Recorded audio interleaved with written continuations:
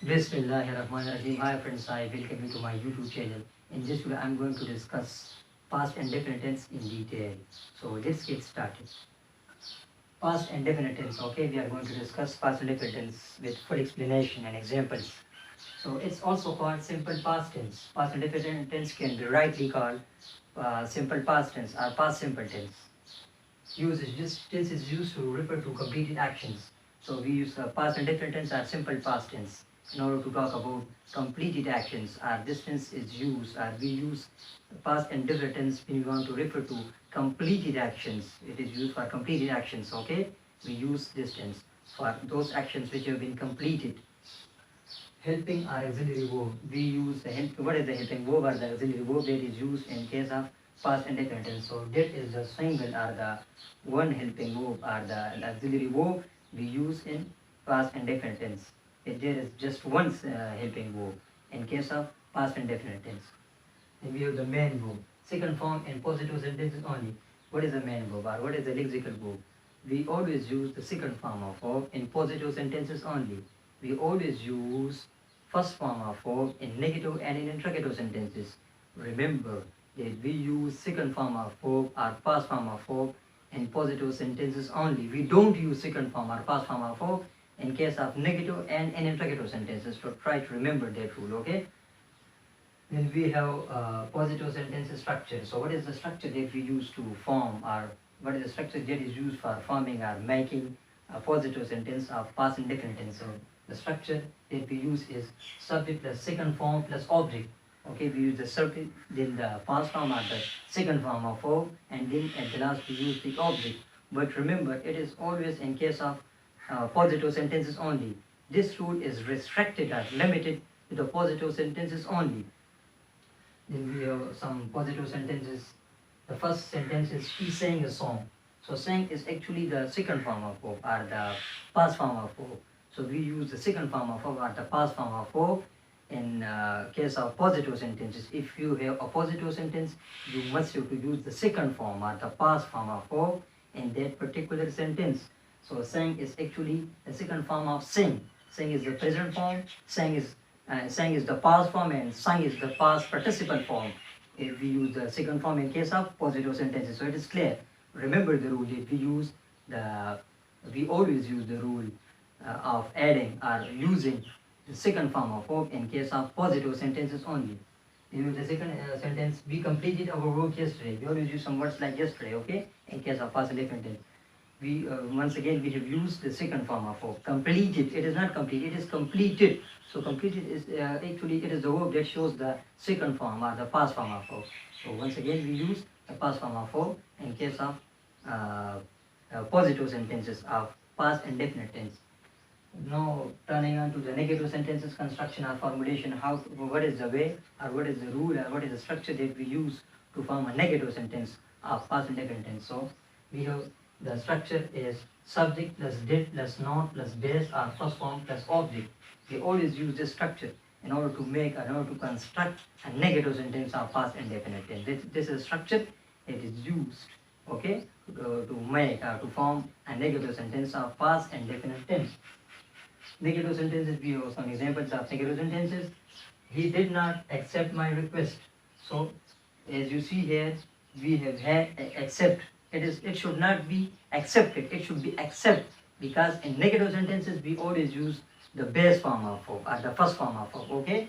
It should be accept, it should not be accepted. Many students get confused and they always use the second form of verb even in negative and in interrogative sentence, but it is actually you don't have to violate the rules of past and definite tense. The rule says that you use the second form of verb or the past form of verb if you have a positive sentence, but if you have the positive sentence, try to use the second form of verb. If you have negative or an interrogative sentence, you don't have to use the second form. You always have to use the base form of verb or the first form of verb. So that's why here we are going to talk about a negative sentence. So we use the base form or the first form of verb. He did not accept my request. So in this case, we have the subject, then did not is the helping verb, then the main verb, and then my request. My request is considered as a whole as the object of the sentence. Then the second sentence, Ali did not speak the truth. So once again, we have use speak. It should be speak. It should not be spoke, because it's a negative sentence. So if you have a negative sentence, you always have to use the base form of verb in that particular situation. We are going to discuss, then we are going to talk about interrogative sentences construction. It means how to form an interrogative sentence, or how to construct an interrogative sentence of past and definite tense. So we have the helping verb or the auxiliary verb. We always use plus subject plus base form plus object plus question mark. So we use the helping verb or the auxiliary verb. In this case, we just did, of course. Obviously, we use, if we have an interrogative sentence, we always bring that helping verb or auxiliary verb to the beginning of the sentence in order to make a change, convert that sentence into an interrogative sentence. So that is why, that is the reason we use the helping verb at the beginning position, or at the starting, okay, of the sentence. Then we have the subject, and then the base form of verb. Once again, use the base form of verb, and then the object, and then the last we use a question mark, because question mark, okay, because it's an interrogative sentence, and in an interrogative sentence we always use or put a question mark at the end of that interrogative sentence. We use a question mark or sign of interrogation, or interrogative mark in case of an interrogative sentence. Then let's talk about the interrogative sentences. We have so many examples of interrogative sentences. The first sentence is, did you marry her? So we use the first form, made. It should be made. It should not be married. It should be made. Okay. So did you marry her? So it's the best example of an interrogative sentence of past and definite tense, because we use the follow, as we use the rule or the structure of how to make or how to form an interrogative sentence. So did is the helping verb, the beginning of the sentence. Then we use the subject. Then we use the main verb or the lexical verb, and at the end we use an object.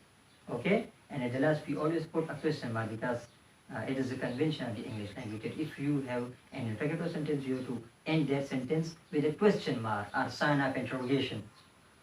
Then we have the second sentence, that is, did Ali win the match? Did Ali win the match? So it should be win. Okay, it should not be won. Many students still use the second form in negative and interrogative sentences. Once again, I tell you people, I emphasize that try to always use the first or base form of verb in negative and in interrogative sentences of simple past tense or past indefinite tense. Then we have the third sentence, did I make a mistake? Did I make a mistake? So it should be made. It should not be made. Did I make a mistake? So once again, we have to use the first form or the base form of verb. And at the final example, at the final sentence, we have, did they watch a movie? Did they watch a movie? So it should be watched. It should not be watched. Okay. We have to use once again the base form or the present form of verb, or the first form of verb in negative and in interrogative sentences. So once again, I want to tell you that we use a past indefinite tense to talk about completed actions. We use the helping verb just did. Okay, in this case, we just use the helping verb or the auxiliary verb did. There is just one helping verb in case of past indefinite tense, that is did.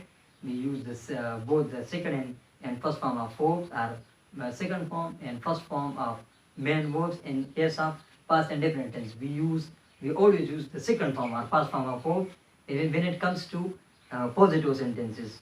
Our second form of verb is restricted to positive sentences only. We don't need to use the second form of verb in case of negative and in interrogative sentences. Okay.